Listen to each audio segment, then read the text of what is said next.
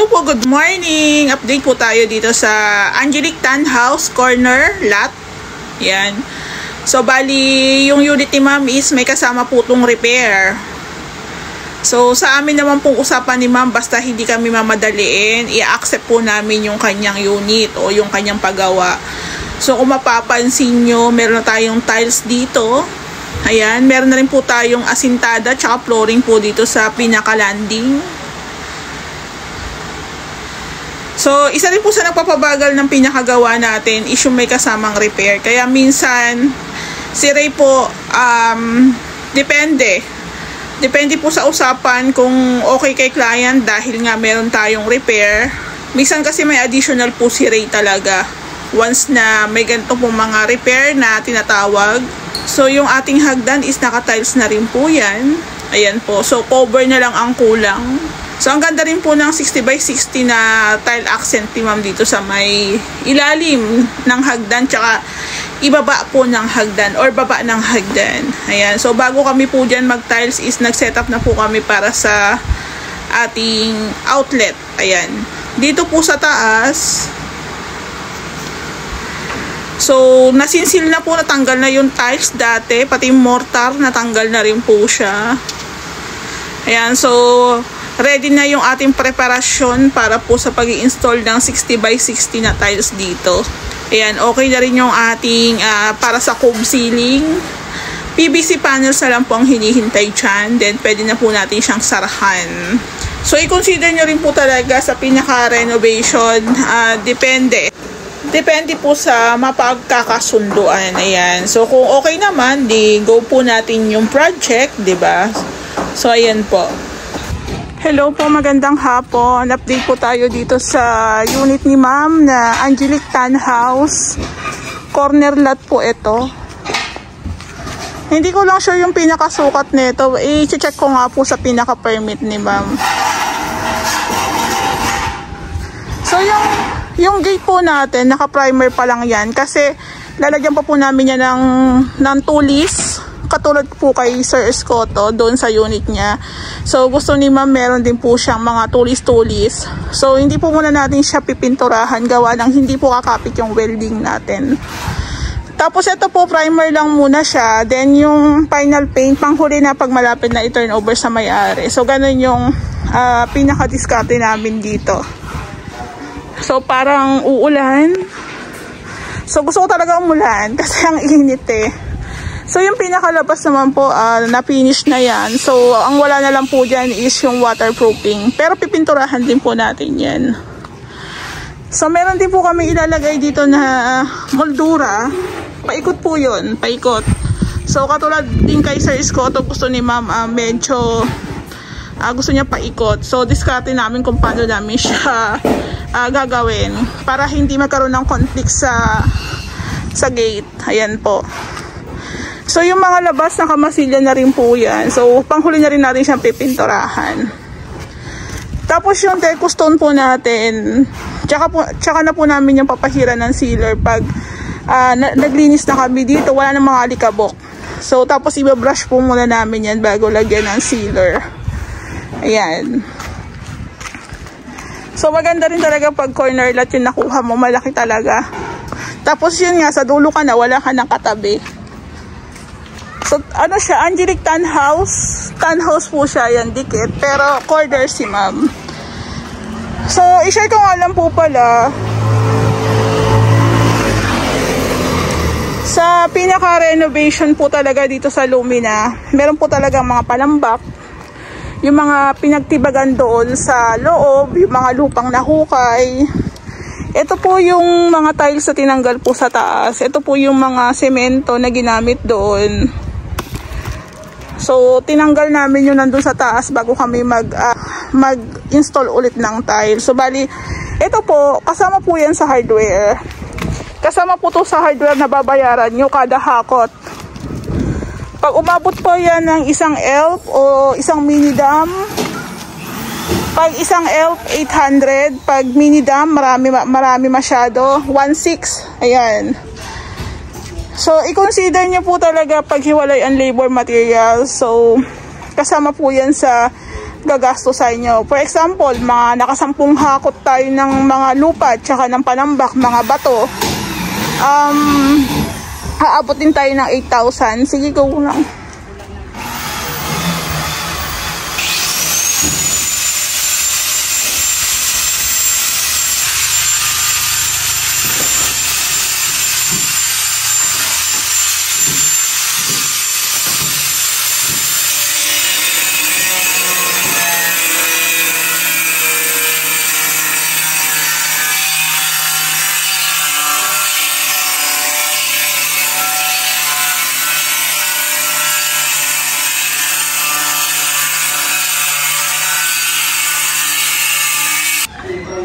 So, continue na po tayo. Dito tayo sa loob. Bali, dito po sa loob, ito nga po yung sinasabi ko sa inyo, masilyado na rin po ito. So, hinihintay na lang po namin yung pinaka malapit na talaga yung turnover namin. Kasi kung pipinturahan na namin to, magpapaulit-ulit lang po kami ng gawa. At least ito, liha, tapos primer, tapos yung final paint natin, yung kay Lumina. So, ganito po yung kulay na pintura na bibilihin ko. Ayan. So, katulad po ng nasabi ko, may mga bagay po talaga na hindi natin pwedeng pagsabay-sabayin. Kasi madudumihan lang po siya. Kaya kung mapapansin nyo, ang tagal naman yung gate nila, wala pa rin pintura. Hindi pa rin nakakabit yung ating mga tulis. Kaya hindi po namin kinakabit yung tulis. Kasi po, maglalagay pa po kami ng mga metal parings. Possible, magtapak-tapak dito si installer, di ba po, di matatapakan nila yung tulis natin. So, minsan may ganun kami ni Rey, minsan may ganun kami ng team na, madam, wag muna natin gawin yon, wag po muna natin pinturahan kasi madudumihan lang. Ayan, pansinin nyo rin po ito. Ayan, so kung tutusin, meron na po kaming pintura nito pero hindi pa namin pinipinturahan kasi hindi pa kami totally tapos. Ayan, pero meron na po tong masilya. So, ayan, nakapaglatag na rin po pala sila Kuya Limwell kahapon po ata to ng ating para sa kisame. So, ito po ang prepared ni Ma'am Ish. Share board po ang gagamitin. Ito, naka-ready na rin po dito. So, si Ma'am nga po pala abroad yan ha. True bank lang po kami True bank lang po siya nagpapadala sa amin ng pera. Tapos, chat-chat lang kami ni Ma'am. Pag busy siya, naghihintay ako ng sagot. Minsan, pag walang instruction, hindi muna namin ginagawa. So, ganun lang. So, ito ang prepared ni Ma'am dito is, ito lang pong share board ang gamitin. So, pipinturahan lang po namin to. So, bago po natin to sarahan, lalagyan po muna natin to ng wirings. Ayan. Wirings, tapos, ang prepared ni Ma'am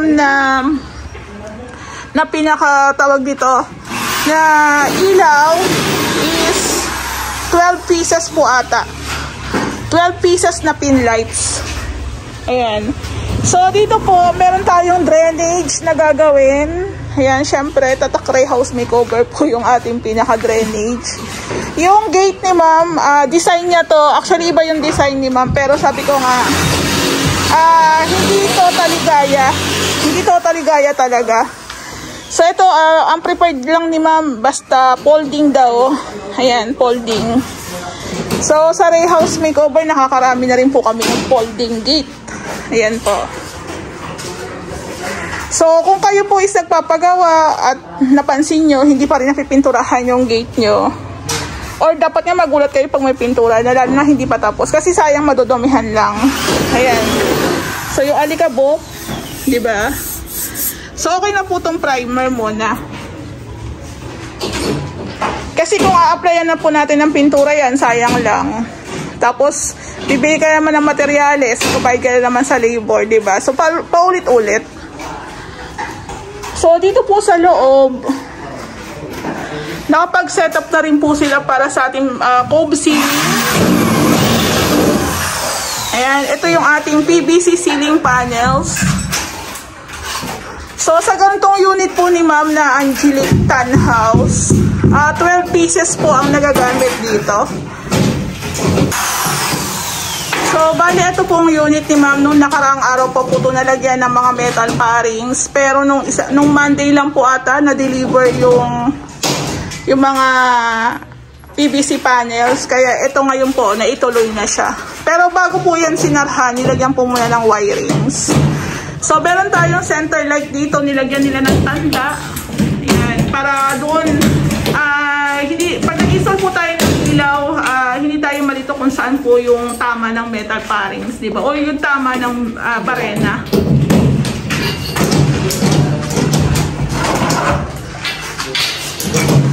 Ayan.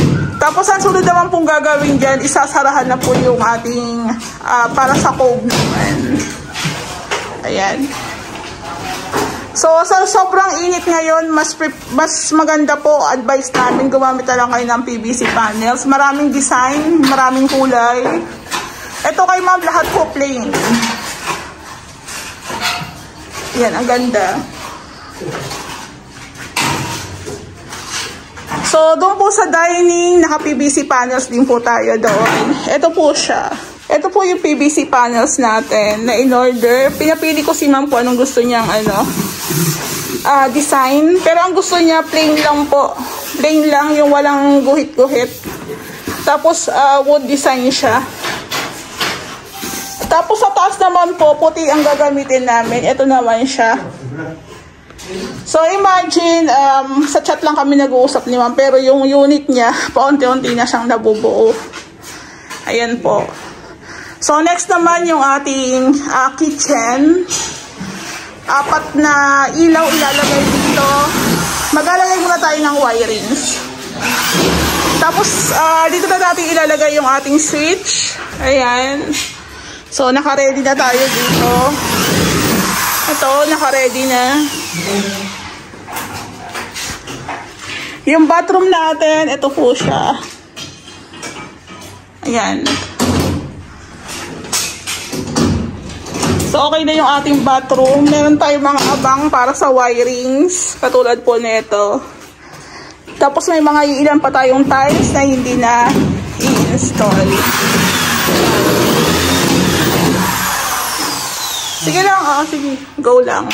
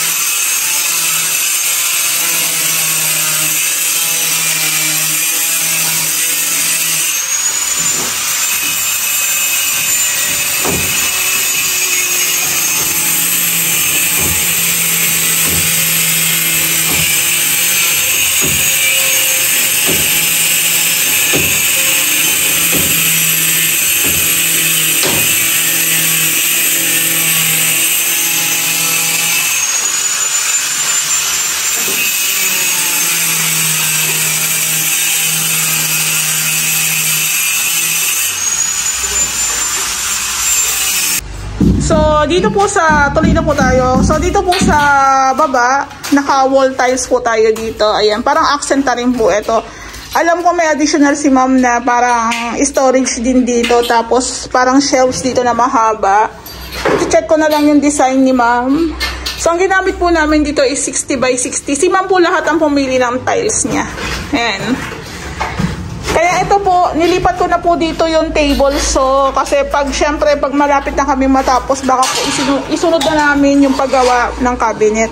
Pero yung kay ma'am, sa kitchen cabinets po, aluminum po yung ipapa-install niya. Kaya medyo, pagkatapos ng tiling works, ceiling works, konti na lang po ang gagawin namin. Ayan, sige, go lang. So, bali yung ilalim ng hagdan natin, meron siyang tiles. Tapos, yung baba naman ng hagdan natin, naka-wall tiles din po siya. Same lang ng design. Ayan. Tapos, yung pinaka-landing po dito, Diretso na lang po namin. Itatiles din po ito. Para hindi naman po alangang hakbangan o lakaran. Parang ganyan.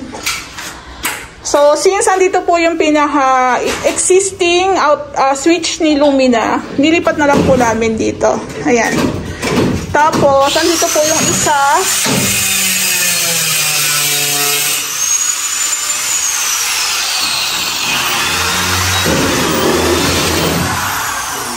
Tapos ito pong hagdan natin, na-tiles na rin po to last week pa.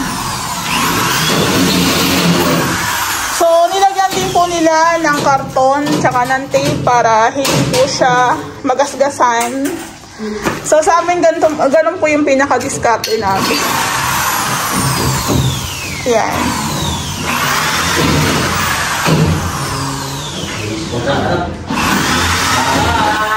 So, pwede tapakan. Pwede tapakan. Ayan. Sige. Papapalitan ka na ni Joseph, Brad. Ikaw na mag-pintor sa susunod. Kaya nga eh. Dito sa pwede na ito apak. Dito. Pwede na. Pwede na yung tapakan. Ito? Ayan, bago yan. Ito lang, ito area na to. Ito lang ito. Okay, sige. Ito po yung unit ni ma'am na meron na siyang turong partition. Pansinin nyo, ito. May partition na siya. May ceiling na rin siya. Tapos, ang tiles po nito is 40 by 40 na nagtagpi-tagpi kasi nga kinulang yata yung bili dati. So, tinanggal po namin yon, lahat pinalitan. Ayan. So, ang napili ni ma'am na tiles, more on ano siya, marble white na porcelain. Ito po, matte po ito eh. Matte po siya. Ayan. So, maganda. So, siguro ang next naman ang gagawin dito yung ating hallway grills na gusto rin ni ma'am yon. Tapos, ito nga po sabi ko sa inyo, pag may hallway grills, ang kagandahan po kasi doon, hindi kami nahihirapang maglagay ng partition kasi pag sagad sa hagdan, mahirap pong gumawa. Kaya sa akin, minsan ina-advise ko lang din na magkaroon na ng hallway grills kasi nga po, bukod sa nakakaluwag ding tingnan dito sa part ng hagdan, kaso sisikip nga lang yung kwarto, pero sa totoo lang, maganda rin siya. Tsaka para hindi na rin kayo mahirapang gumawa. Ayan, so hallway grills na lang. Yung standard na design natin, katulad kay Lumina, itutuloy lang po natin yan. So, doon sa mga nakakita ng aming vlog, bakit andit lang hallway grills, nasa 60 cm lang yung pinaka-space. Okay na po yun kasi masyado nandiliit dito. Yung iba, kaya gusto rin nilang may hallway grills kasi yun daw po yung gagawin nilang access dito sa ating likod pagaling ng araw. Yung iba naman, pag naglagay ng kortina o blinds, mabilis silang ma-access yung kanilang pinakabintana. So, yung tiling works natin dito is okay na. Tapos na kayo, no? Ito pwede tapakan. Ayan, tapos na sila Kuya Joan. So, siguro yung mga huli na lang po nila dito is yung mga siroko. May part talaga ng bahay si Lumina na unit na hindi talaga pantay. Ayan.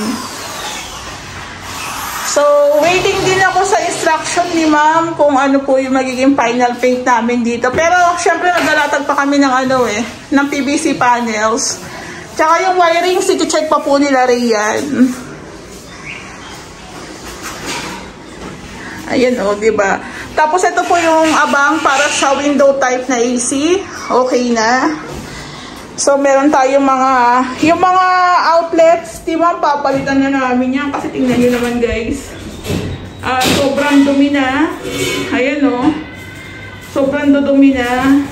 Ayan po. Yung mga switch natin, o. Luma na, diba? Ayan. So, yung roofing natin, okay na po yung roofing natin. Ayan o. Pinturado na rin po yan, naalikabukan lang. Ayan o. Meron din po tayong inside gutter dito. Meron din po tayong inside gutter dyan. Ayan po.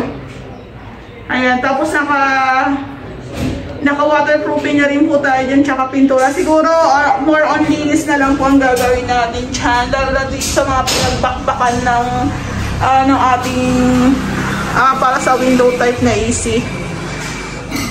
So ito po yung sinasabi ko sa inyo, since labor contract lang po kami sa inyo, lahat po ng materials transparent kami sa inyo. Lahat ng order ko sa hardware, sa tiles, lahat po yan ipapasa ko sa inyo.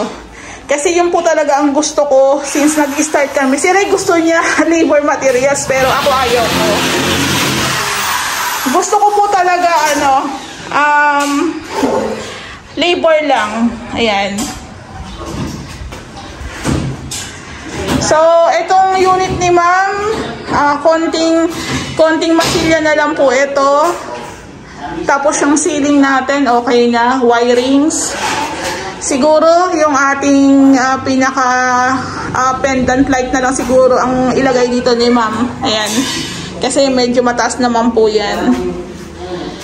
So, okay na yung tiling works natin. Ang hindi na lang po namin na tiles yung pinakalabas.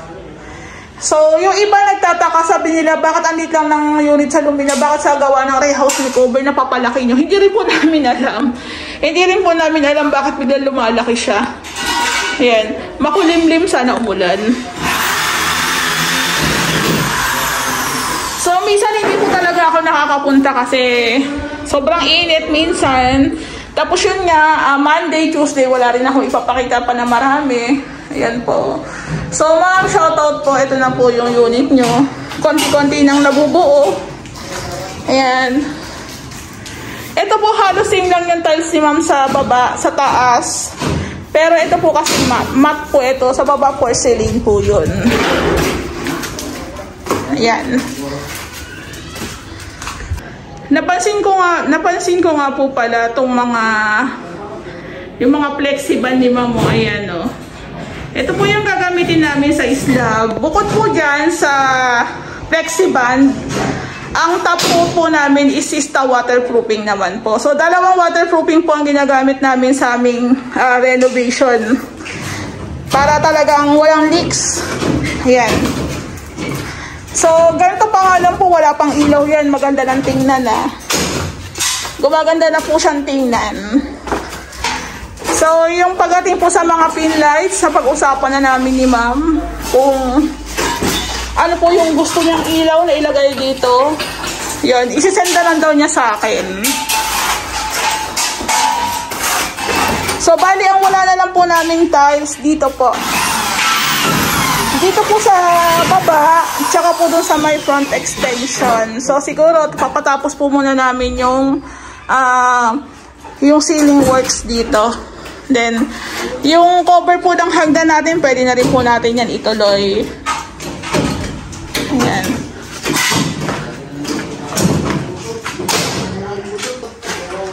Ayan siya. Ito yung pinto natin sa taas. So, gagamitin pa rin po natin to. Pero tatanungin ko si ma'am kung okay na sa kanya tong lock set na to. Pero feeling ko magpapalit yun. Ayaw niya na. Ayan. So, ceiling works po muna tayo bago tayo mag-proceed sa ating tiling works dito sa may baba.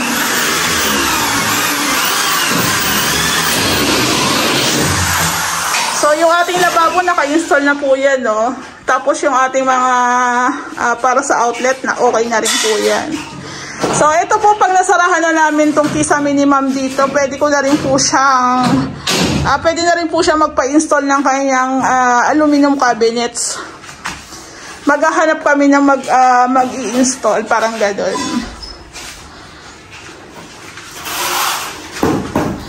Siyempre yung mga bintana sa taas, isara nyo. Nakabukas lahat. Ano pa yung electric pan niya, no? Diyan man sila siya ng pala, mamaya. Si? Tulog. Oo nga. Kasi baka umulan. Mababad sa tubig. Sana ibagsak kasi ang init niya. Tapos ito yung ano ni ma'am, oh. Ito po yung ilalagay namin sa gate ni ma'am. Eh, ito na nga po hindi pa namin na ilalagay. So, ito yung design na napili ni ma'am. Ayan. Ito po, ilalagay po yan dito, oh. Hindi ko lang alam kung paano po to. Pero feeling ko ganito siya Dito po siya ilalagay Ayan, dito po siya ilalagay. Ayan, tapos the rest po is tulis-tulis na. So sabi ni ma'am para maiba naman daw, lagyan daw niya ng design. O di ba? Kanya-kanya rin talagang kanya-kanya rin talagang paggawa.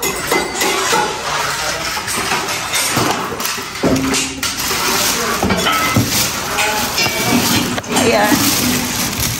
Ayan, ito yung tulis ni ma'am. 80 pieces po yan. Ayan o. 80 pieces. Ay, baka itapon nyo to Magkano to? Gusto ko.